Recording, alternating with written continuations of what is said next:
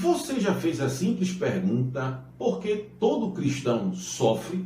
Você já fez a pergunta dizendo, por que eu estou sofrendo?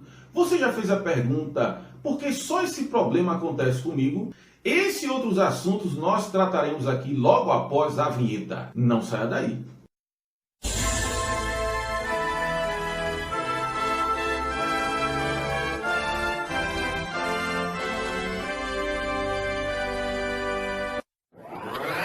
Os porquês da Bíblia.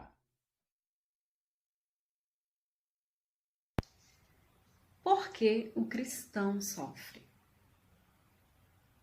Se você chegou até aqui é porque você quer saber por que o cristão sofre. Leonardo Ravenhill, ele diz o seguinte: se você é cristão e não está sofrendo, você está vivendo o evangelho errado. Paulo disse em 2 Coríntios, capítulo 4, verso 17, que a nossa leve e momentânea tribulação produz em nós um peso de glória muito excelente, não atentando nós para as coisas que se veem, mas pelas quais não se veem, porque as que se veem são temporais e as que não se veem são eternas.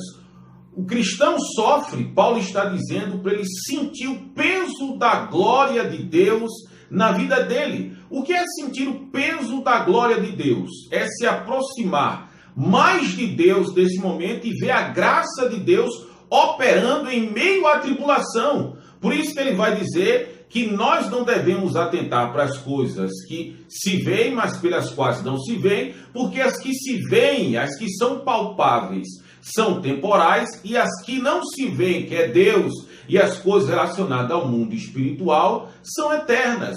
Quando nós sofremos, é para isso. O peso da glória de Deus na nossa vida faz com que nós foquemos nas questões relacionadas à eternidade. Martim Lutero diz o seguinte: existem 3 coisas pelas quais nós conhecemos a Deus: a Bíblia, a oração e a dor. Nós cristãos sofremos para sentir a graça de Deus e o peso da glória de Deus na nossa vida cada vez mais. Segundo ponto, por que o cristão sofre? O cristão sofre para cumprir o objetivo de Deus através da sua vida. Paulo estava preso na cadeia, alguns dizem Marmetina. Paulo recebe uma visita de Epafrodito, que é enviado pela igreja de Filipe, para saber a situação que o apóstolo Paulo estava passando. Na cabeça dos irmãos, Paulo estava preso, sendo injustiçado, sem a garantia do direito de ir e vir, e ele estava preso. Aí Paulo escreve na carta dizendo assim: eu quero dar conhecimento a vocês, irmãos, que as aflições que aconteceram comigo serviram para cumprir o objetivo maior, tem um avanço maior do evangelho, de maneira que as minhas cadeias têm sido manifestas. Quer dizer, as pessoas tinham conhecido as cadeias de Paulo. E o que é que aconteceu nesse que ele fala de conhecimento da cadeia, que o pessoal ficou consciente disso? É que a guarda pretoriana romana foi alcançada com o evangelho da graça de Deus através de um prisioneiro que era Paulo. Porque se Paulo tivesse fora da cadeia, ele não teria esse livre acesso com essa guarda tão estimada pelo imperador. De maneira que, em Filipenses capítulo 4, Paulo vai dizer que os santos da casa de César também saudavam o povo da igreja. Quem eram esses? Eram os irmãos agora convertidos, os soldados romanos que foram alcançados por Jesus através de Paulo, porque Paulo estava sofrendo, logicamente, mas sabia que estava cumprindo o objetivo de Deus através da sua vida, de maneira que a guarda pretoriana romana escutou o evangelho da graça de Deus. Adolf Hannah, que foi um historiador da igreja, embora que liberal, ele disse o seguinte: que o evangelho começou a crescer tão rápido, porque demorou só 30 anos para que os apóstolos e discípulos conseguissem evangelizar o mundo todo. Por quê? Um dos motivos é porque o evangelho foi infiltrado na guarda pretoriana romana. Por quê? Porque o sofrimento na vida do cristão é para cumprir o objetivo de Deus na sua vida. Terceiro ponto, por que o cristão sofre. Paulo disse em 2 Coríntios capítulo 1, verso 3, ele diz o seguinte: bendito seja o Deus e Pai de nosso Senhor e Salvador Jesus Cristo, o Pai das misericórdias, o Deus de toda a consolação. É Ele que nos consola em toda a nossa tribulação, para podermos consolar aqueles que estiverem em alguma tribulação. O que é que Paulo está dizendo?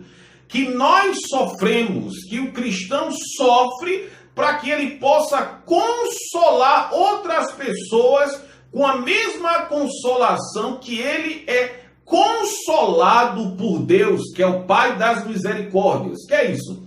Uma pessoa está passando por um problema de luto indesejado. E tem um cristão que também passou por isso até de forma mais drástica. O que é que vai acontecer? Essa pessoa hoje está totalmente consolada, está totalmente com a graça de Deus, obteve força e conseguiu passar por esse luto indesejado. O que é que ele vai fazer com essa pessoa?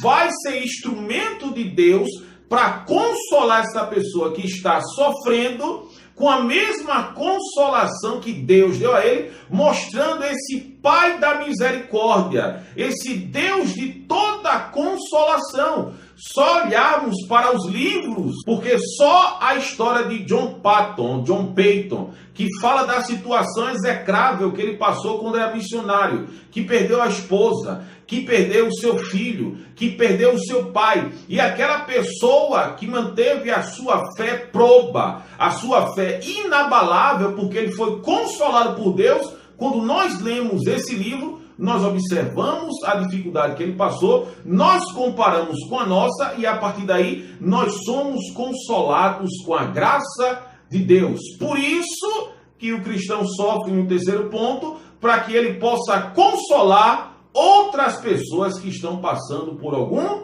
sofrimento.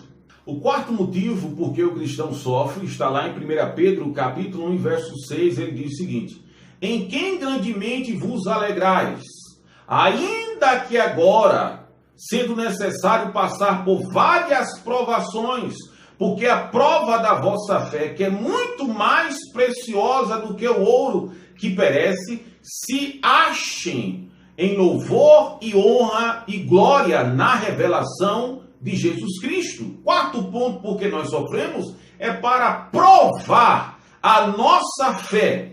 Quando Pedro ele faz essa analogia da fé com ouro que perece, é o seguinte: na época de Pedro, o pessoal tirava o minério, o ouro, dos rios ou da onde era tirado da natureza e ele vinha impuro. E o que é que fazia? Colocavam no que chamamos de candinho, que é um recipiente onde é colocado ouro, e aquele ouro é colocado fogo nele. Para quê? Para tirar todas as impurezas, para tirar aquilo que não serve. É isso que acontece no sofrimento, numa perspectiva da cristandade.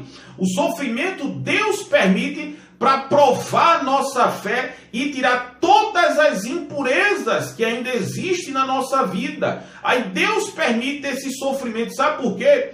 Quando é que o ourive sabe que está pronto e preparado? É quando ele olha para aquela pepita de ouro e observa o seu rosto resplandecendo nessa pepita. Ele sabe que está pronto, não tem mais impureza. Assim é na vida cristã. Quando Deus olhar no nosso caráter, que o rosto dele está refletindo, ele está dizendo, está pronto. O sofrimento serviu para que a fé dessa pessoa fosse provada, alicerçada, consolidada e que a glória de Deus fosse manifesta na vida daquela pessoa. Nós sofremos para provar a nossa fé. Hoje aprendemos que o cristão sofre por quê? Primeiro, para sentir o peso da glória de Deus na sua vida. Segundo, para que o objetivo de Deus seja cumprido na sua vida. Terceiro, para que ele possa, no seu sofrimento, ser instrumento de consolação para outras pessoas que estão sofrendo. E quarto, para que a sua fé seja provada. Espero que você tenha aprendido tanto quanto eu. Não esqueça de curtir, comentar e compartilhar o canal Os Porquês da Bíblia.